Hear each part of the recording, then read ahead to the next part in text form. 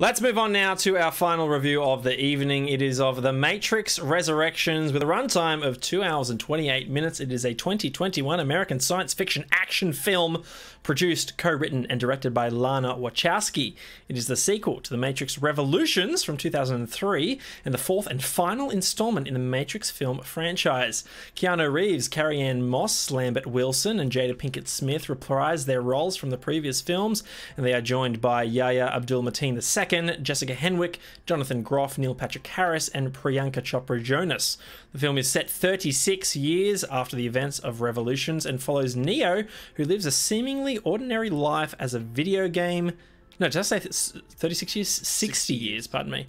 As a video game developer troubled with distinguishing dreams from reality.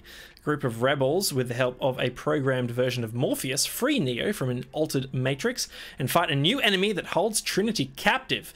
Following the release of Revolutions, the Wachowskis denied the possibility of another Matrix film, though rumours emerged since then about a possible fourth Matrix film, and the studio constantly expressed interest in reviving the franchise. Of course they did, hiring Zach Penn to write a new screenplay after the Wachowskis refused every offer to create more sequels.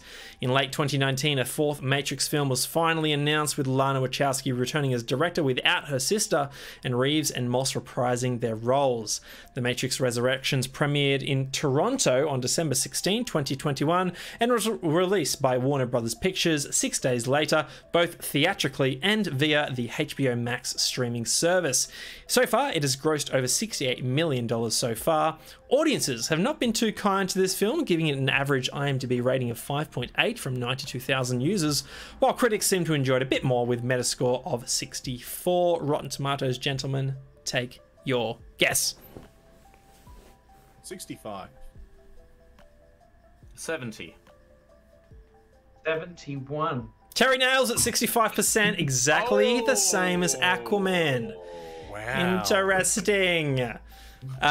Gentlemen, wow. 18 years later, we get a sequel to the Matrix trilogy. I'm going to throw it to the era of Jason Mira for this one. Oh, okay. Maybe we should throw it to who wins the Rotten Tomato vote. I'd be happy. No, not now, but in, Okay. in the future. Maybe All right, Okay. that sounds winner good. That sounds wins good. The right or something. I love that, Ben. Let's do that.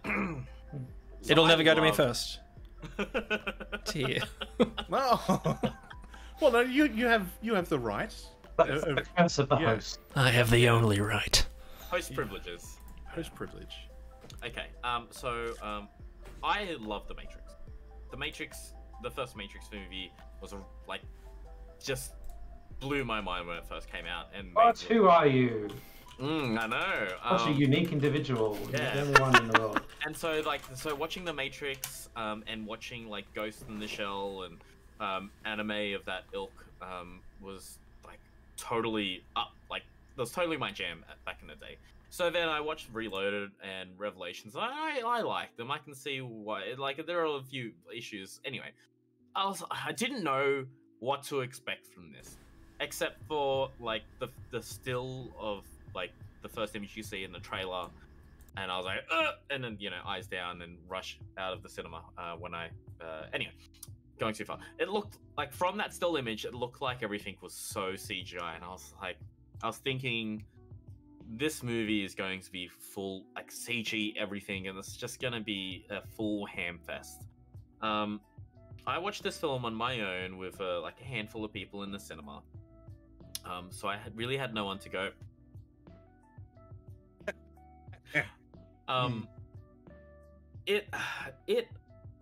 It's a sequel that I can see why they would want to make it, with the message that they were trying to create with the film. It's a sequel that it was. I can see the what they could do and all the pieces that they had to put together to create an awesome sequel. And the hard part is, like, not only is it making a sequel of a series that may or may not have needed a sequel, but a sequel of a series that's beloved by a lot of people. So already there's like that. It's like when The Hobbit came out. Like Lord of the Rings amazing, amazing film. Which, by the way, is 10 years old now. I think 10 years old or 20 years old. I think it was 20 years. Anyway, how many ever years? It's old. And I was going in with such low expectations for this film, but I walked away with it thinking about 50-50. I could see things that are really, really cool, awesome concepts, cool ideas, but then some choices that they made which kind of just brought a lot of the things down. So like, early in the film, some things happen, and then they changed the frame rate of the film, which kind of just threw me off. With the slow the time down thing. Yeah, especially like Yeah. I think I first really noticed it when they were on the train, and the fights were happening, and I was like, oh, it was really jarring to watch.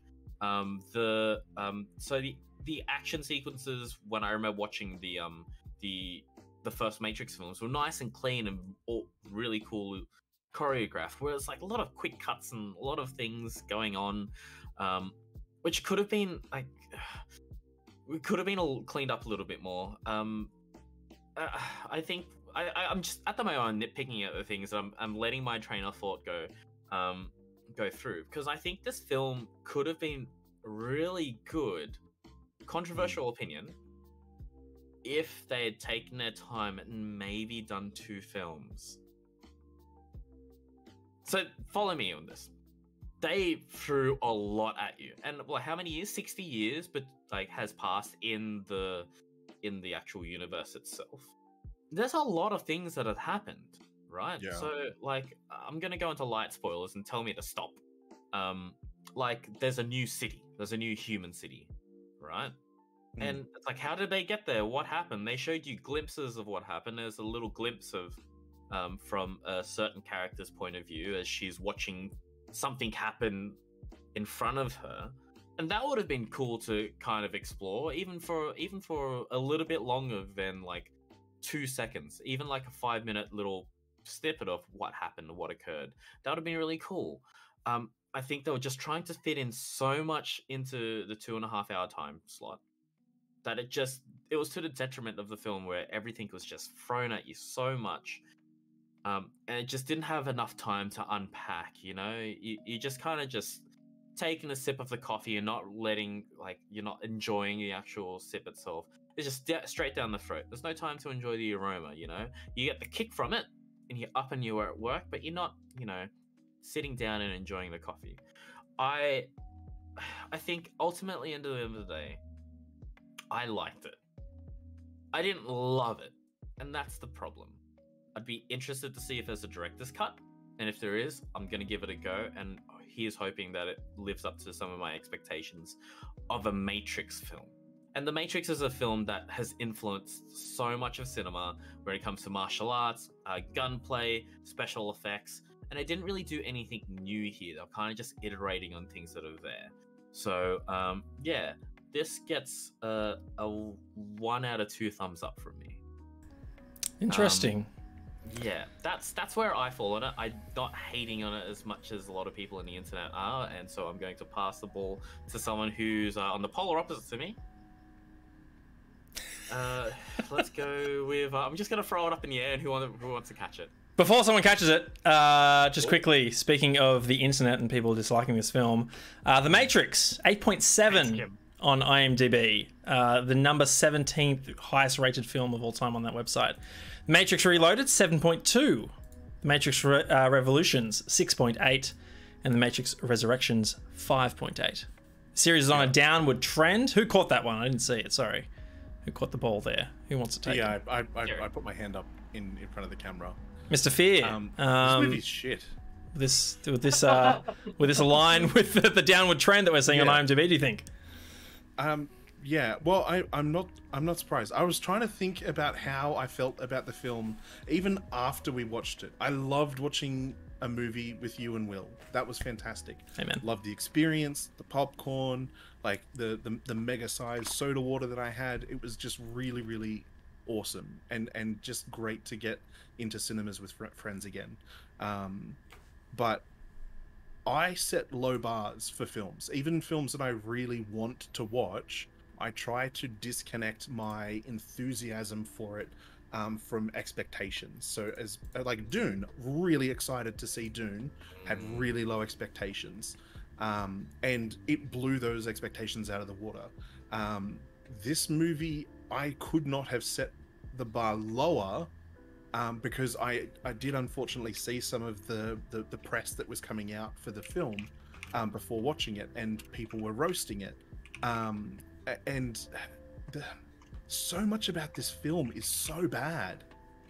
And like, I don't think splitting the film in two would have been able to fix the problems that existed. One of the problems that they have definitely is they've tried to cram way too much into the film, and they're taking really lazy shortcuts. Like you've got yeah, oh my goodness, that too, that was insult to injury. There's like a post-credit scene, the worst post-credit scene in cinema history. It's not worth anything. Like I was horrible, like restraining myself to not, like, I almost injured myself holding in my pee so that I could see this post-credit screen, and it was just garbage. It didn't need to exist. It's especially not like MCU films. They do two post-credit scenes. They do a post-credit scene at the end of the feature credits, but before the scrolling credits happen, and then they do the actual post-credits. This is a pre-scroll post-credits screen, if ever I've seen one. Anyway, they try to cover too much ground. They're really lazy in trying to establish things as quickly as possible. They essentially have rebranded characters for the initial characters that existed in the first Matrix film. Like you have the African-American operator that's kind of helping them. I do like that technologies come along. Like there are some differences from like the analog technology they were using, where the operator's kind of partially in the Matrix with them and not at the same time without being jacked in. I thought that was probably one of the few things that I really enjoyed, was that piece of technology, you know, going forward over time. But yeah, like you've got essentially the Trinity wannabe, a character who even says, like, I styled myself after Trinity. Like I just, you know, I think she's the greatest, and I just always wanted to be fearless like her. And then you've got the guy who is the Neo fanboy, who immediately loves Neo because he's a historian who specializes in all things the One. And I'm like, and you know, Neo's just happy to be there, and he's like, yeah, great to meet you guys. Like, it's, you know, and it's super lazy. And then also, like, the agents in the first Matrix movies were dangerous, and you had a sense of danger.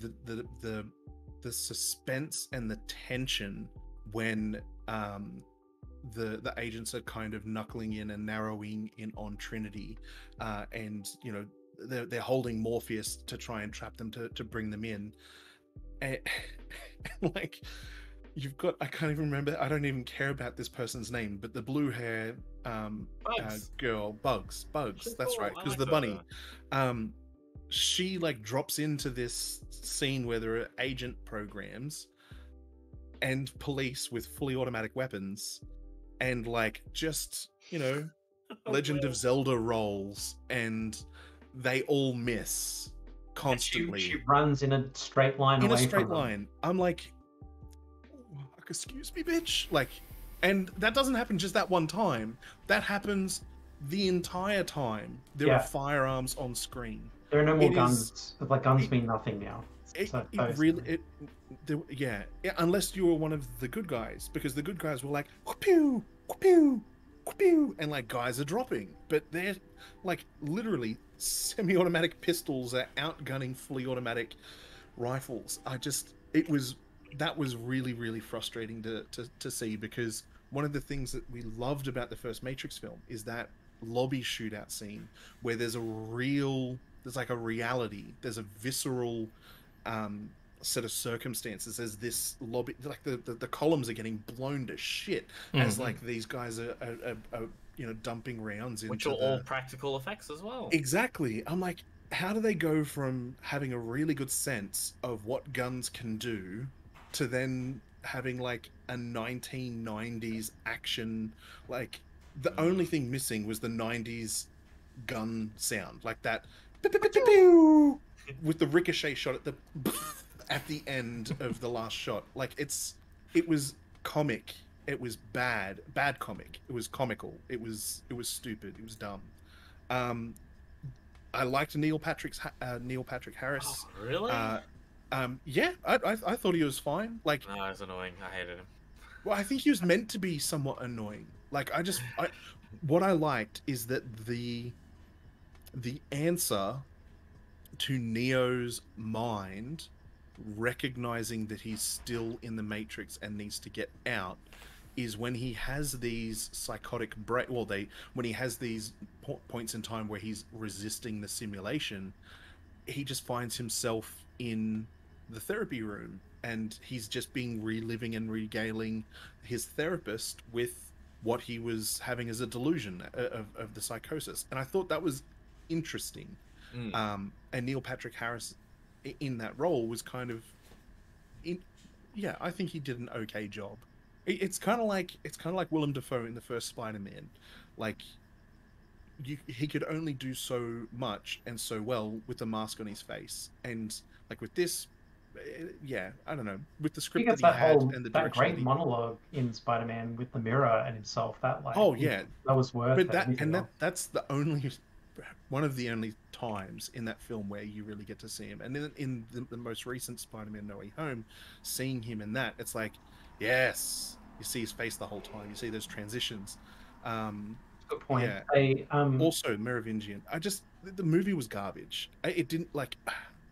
I'm trying to think of what they could do to have not bollocksed this as hard as they have. And like I'm trying to think and find things that were good, because even the fight choreography was not great compared to. It was really messy. It was actually just second time in the episode that the Power Rangers are being mentioned. It was like the fight sequences like between. Yeah, it was just like, and the sounds. I don't know. They were trying really, really hard to ride a nostalgia boner for this film, and some of the splices with the scene with Agent Smith having that dialogue, it's just. Yeah, they tried really hard. Some of those splices were nice. There were good sequences, but it's just, not good. I would not recommend spending your money on this film. I'm not recommending that you pirate it. I'm just saying don't pay to see I think I saw a thing that said that this film has been the most pirated film of the week. Yeah.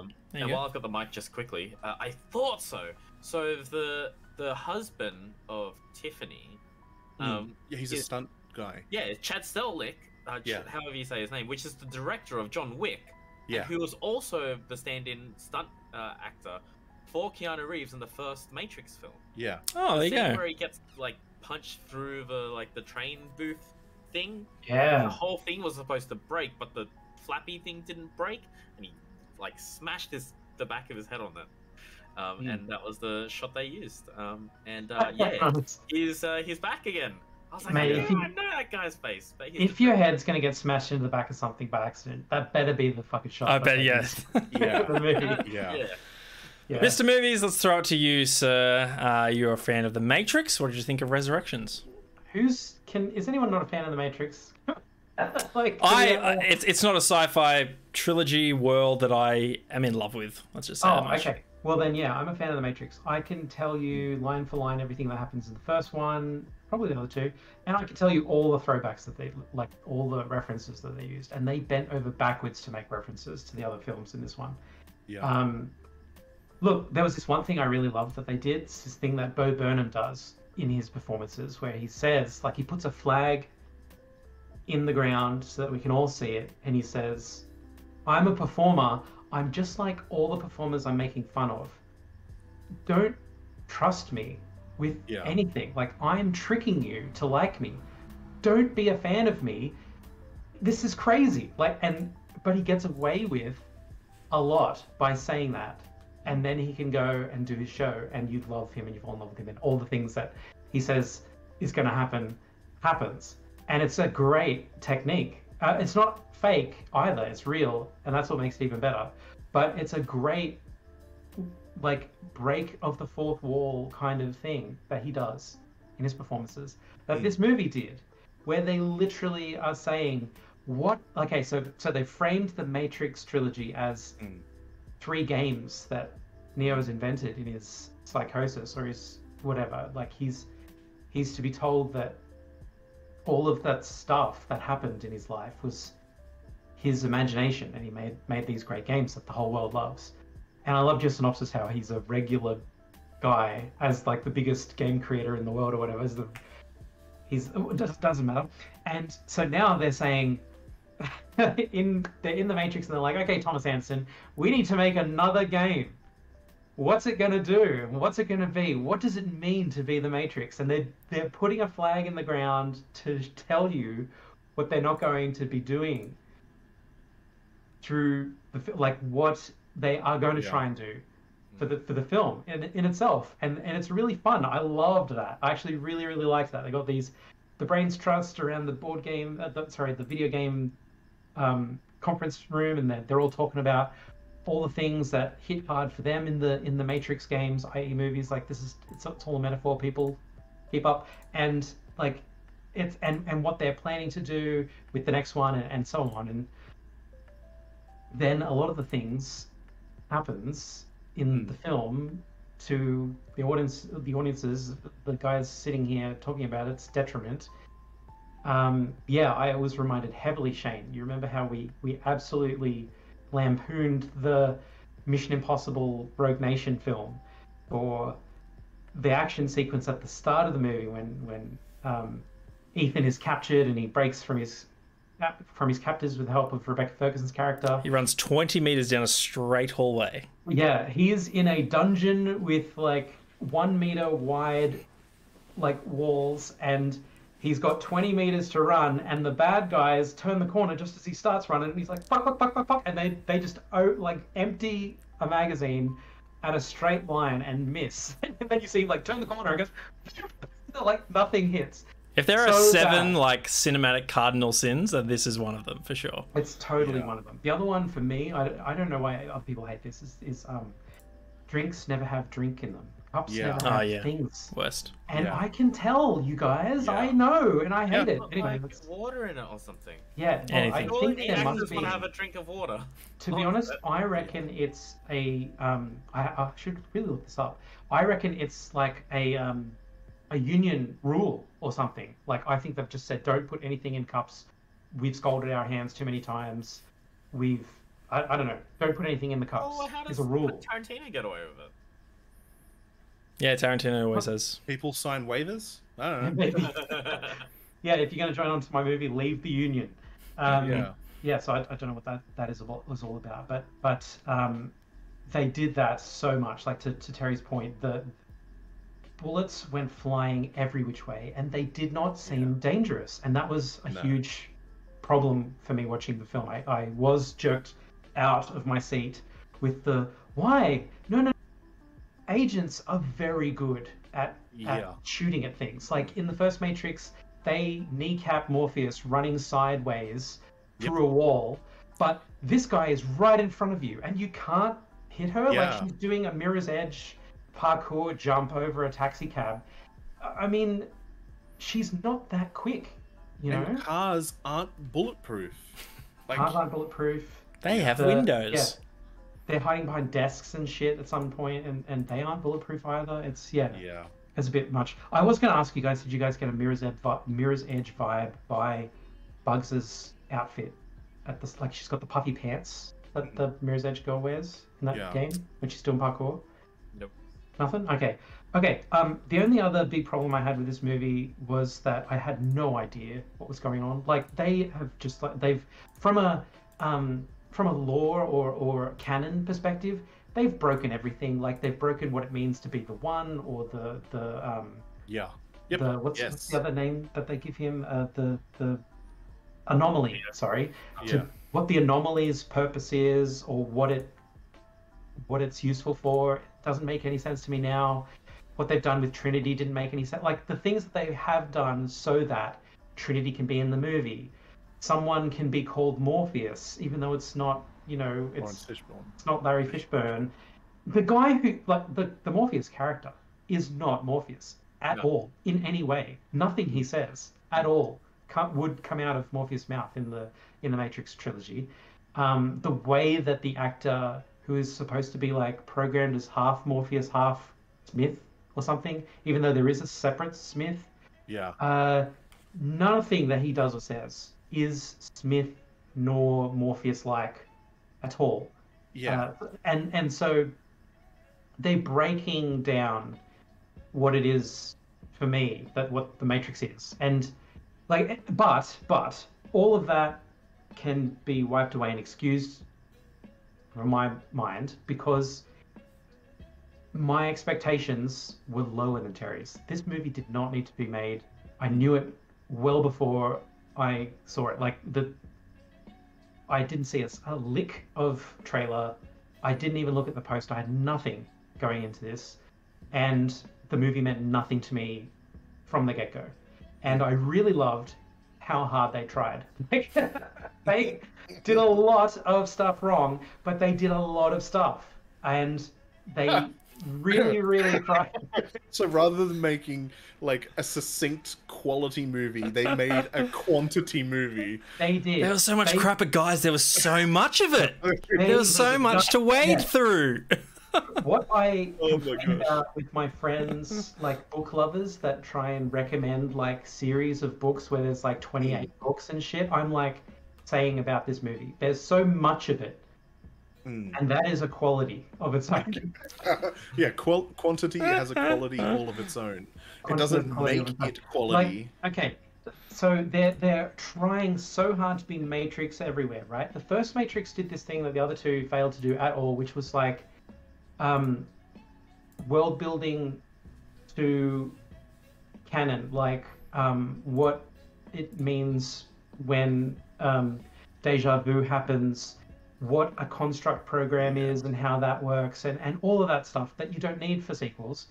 And they're trying to go back there again with like, okay, so they're trying to say like psychology is a way to keep those that would perhaps otherwise be breakouts or free minds, whatever we call those people that just can't accept it, like can't accept the Matrix.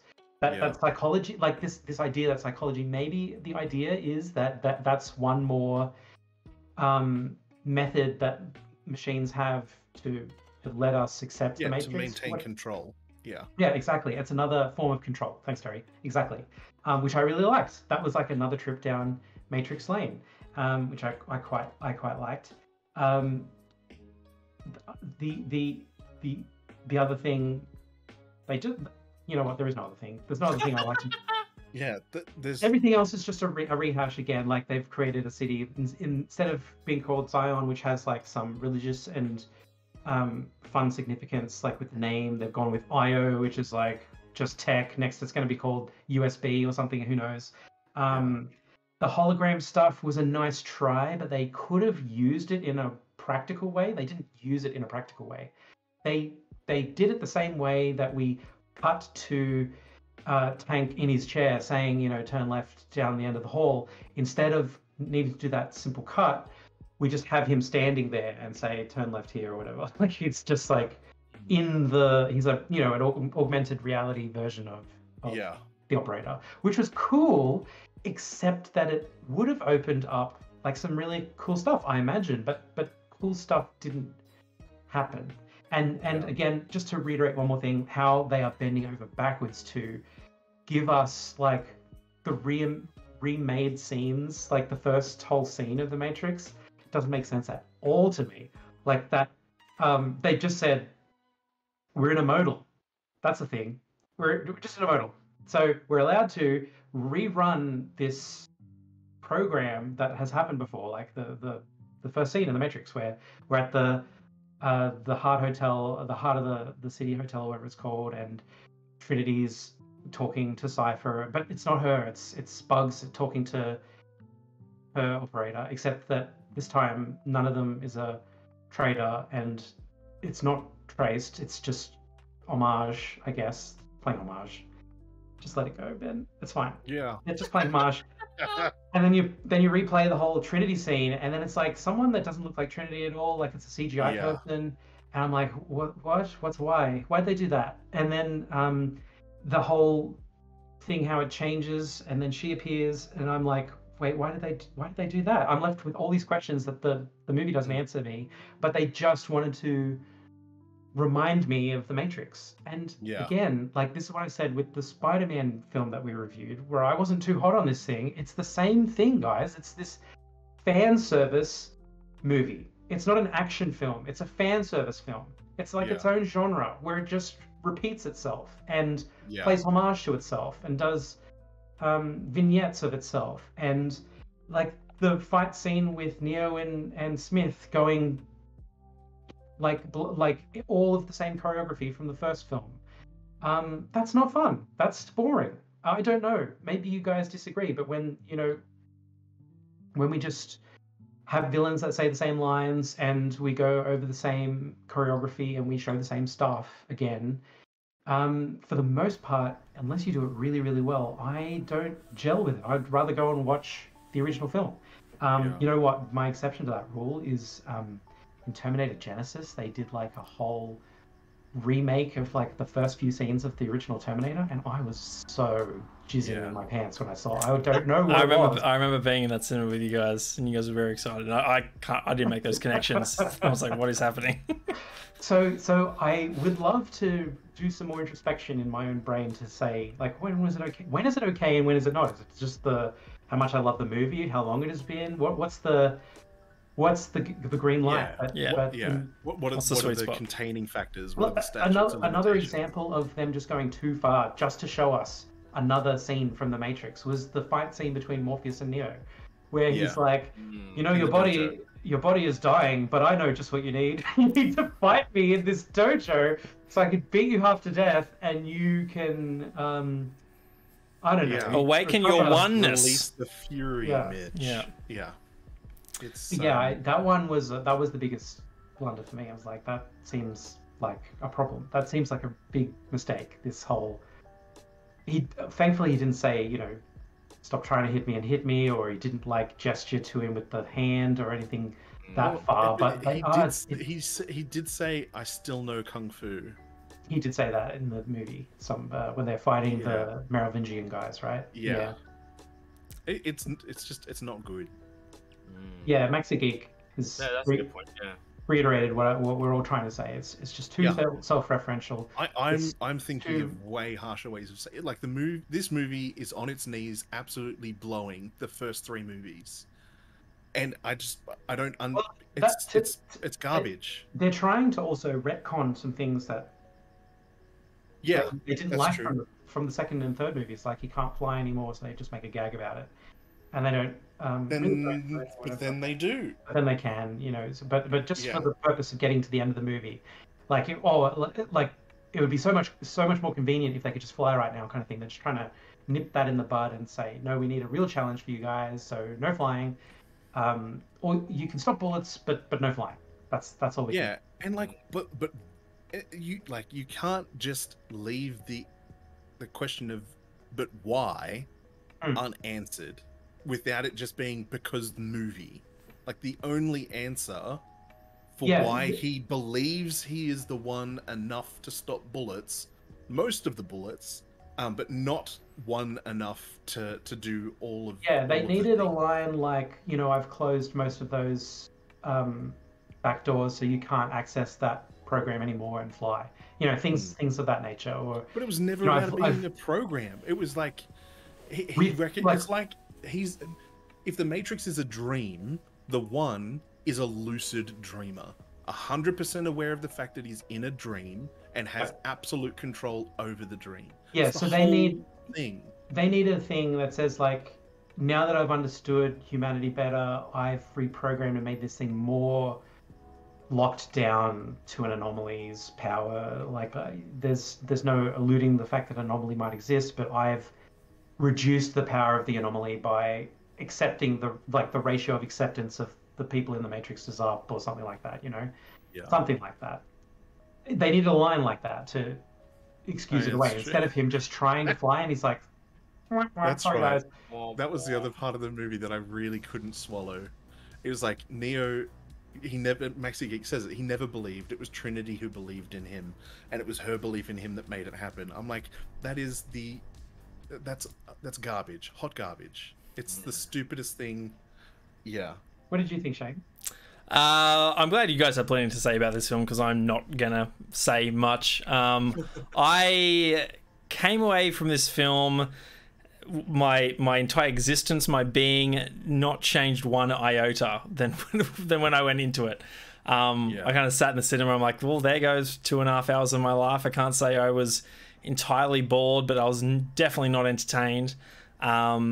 And yeah, I come away thinking similar things. I don't understand why this film needed to be made. I would have assumed that, Lana Wachowski would have had a story to tell, something to say, after 18 years since Revolutions. I kind of feel as though this should have been the way Cameron felt about Avatar. He's like, I have this story to tell. I'm going to wait for technology to catch up so I can tell it in the way that I want it to. I feel like this should be the same thing. The Matrix means so much to cinema that if we're going to do it again, it's damn it, it's going to represent that again in the year 2021. And unfortunately, it doesn't do any of that. Nothing new is said, shown, exemplified, displayed in any kind of way in this film. I can't understand how they look back at this film, having sat in the editing room for God knows how long, and said like, oh well, here's why this film is exhilarating, because I can't point to one single scene that's thrilling or like thoroughly entertaining. All the action is, to your point, Ben, just a straight rip of everything that's come before. There's nothing new. And that really blows me away in terms of like we said at the start, The Matrix brought so many new ideas to the table of cinema that I thought that there'd be something in this film to really earn its place again in cinematic history as a series that pushes this medium forward. And it doesn't even attempt that in the slightest. Can I just say I especially hated the redone soundtrack at the end, like the Rage Against the Machine song at the end. I thought that Brass Against the Machine? I was like, this seems like a Rage Against the Machine song, but not being sung by Rage Against the Machine. Yeah, it was the exact same track that happens at the end of the first Matrix, and nice. Actually the second Matrix as well. But yeah, killing in the name. But I don't know. Why didn't you play the original, you fuckers? Yeah. It sucked.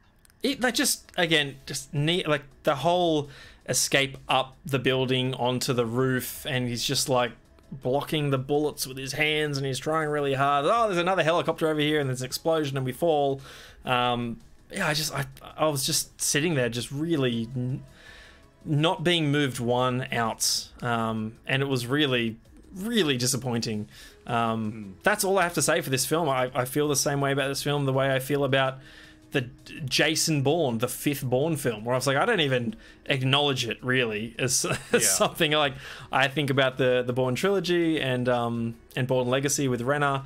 I enjoy those films in my mind when I I relive them or I think about them, and I don't even think about the 5th one. I think it's going to be the same thing here, where it's like, I like the first Matrix. I really like the first Matrix film. I don't even remember the second two. I think I've seen them once, maybe twice. I remember the video game. I think that took place between Enter the Matrix. Yeah, I never Enter the owned it Matrix. myself, but I played it at a mate's such a place. good game. Yeah. That was a really good game. Film. Yeah, I But looked at I watched playback of that. It doesn't hold up. No, probably. You know What's that up? the second and third Matrix films came out within like 8 months or something of each other? Like they came out in the same year, and I think they filmed it back to back. they did, yeah.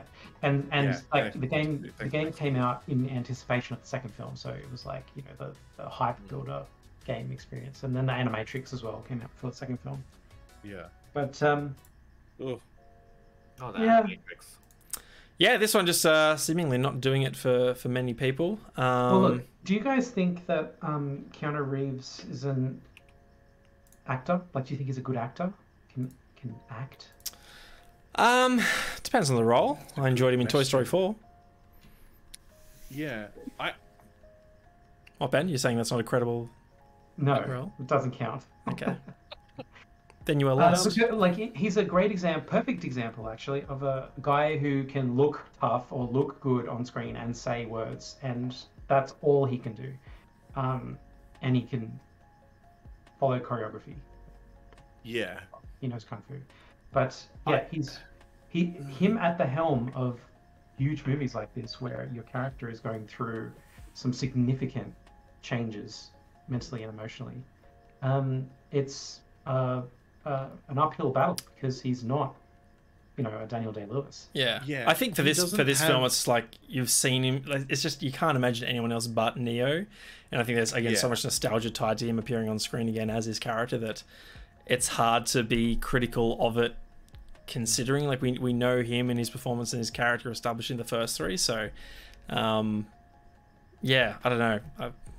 I think that John Wick is a really good example of the niche that Keanu Reeves fits into, because it's a movie that tries really hard to deliver as strong a realism of the use of firearms as possible. It does a really good job with that stuff, and he worked really hard to be the guy that actually knew how to handle these weapons. Yep. So in like you like Tom Cruise as a body actor for his attention to detail in things like how he handles firearms and how he handles himself physically while on set. I think Keanu Reeves sits in that same position for me. What he doesn't have that Tom Cruise has is that emotional range. Yeah, it's the dramatic chops. Yeah.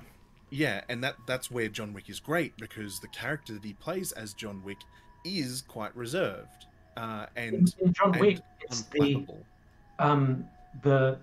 the character has a mythos. What's the word I'm looking for? A reputation.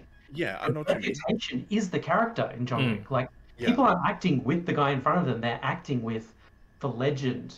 Yeah. Of John The Wick. Baba Yaga. Well, for me, the character of John Wick is almost like he's put in the same position as like the Master Chief in Halo, where it's not necessarily the Master Chief who's interesting. It's not John Wick who's interesting. It's those characters surround him, and Yeah. more often than not, they're larger than life, right? You've got Ian McShane or Willem Dafoe or John Leguizamo, or the villains in those films as well. I'm forgetting the actors' names.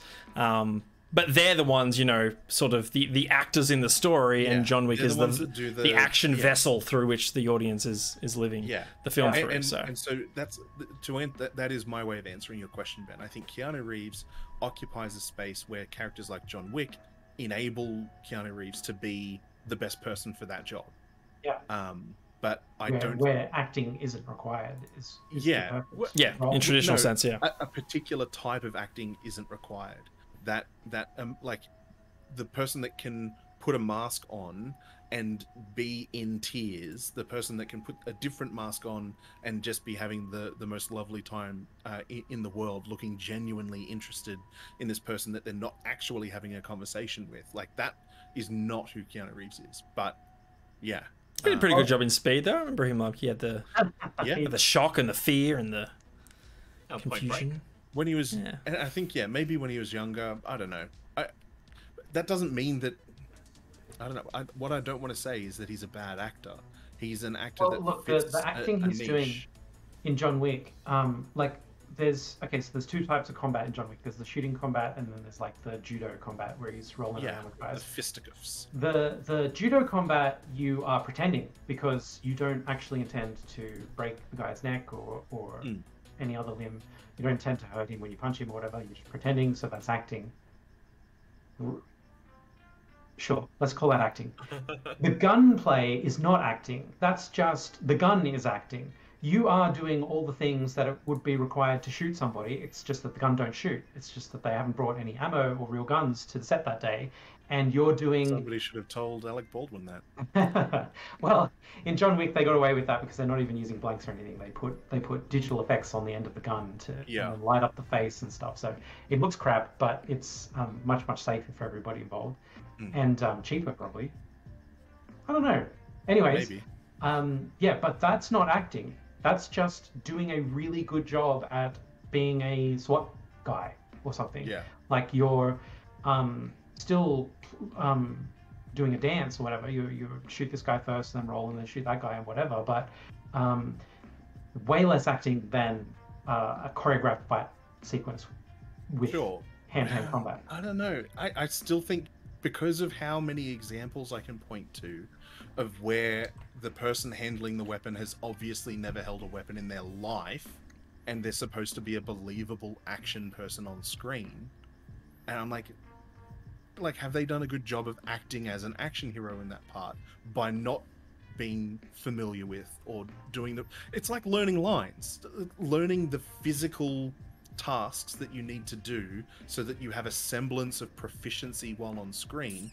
That's got to count, because there's a boatload of it in cinema where they haven't, where like every time they shoot they fucking blink and flinch, and they're supposed to be like this competent gunslinger or like badass action hero, and like you don't have that happening. I mean, you're right, they don't actually have guns kind of going off, but for the tactical training you see Keanu Reeves handling weapons unflinchingly in the gun ranges, and I'm like, that's a dude that's putting in the work. It's the same as fucking Thor, Hemsworth, Chris Hemsworth. He's putting in the effort necessary by going to the gym multiple times a day, every day of the week, like having the appropriate diet, doing the sit-ups and push-ups between scenes so that like the pumped up look stays there.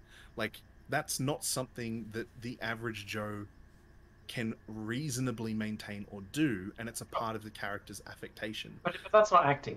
Like, sure, that's exactly what I'm saying, that he's not an actor. He's just a pretty person stand in front of screen and they can remember lines. Yeah, except it looks I think really Chris good. Hemsworth can act. And that's not to say that nobody else can do that. I'm saying No, he only can do. He's been chosen as one of the very few that can pull that off.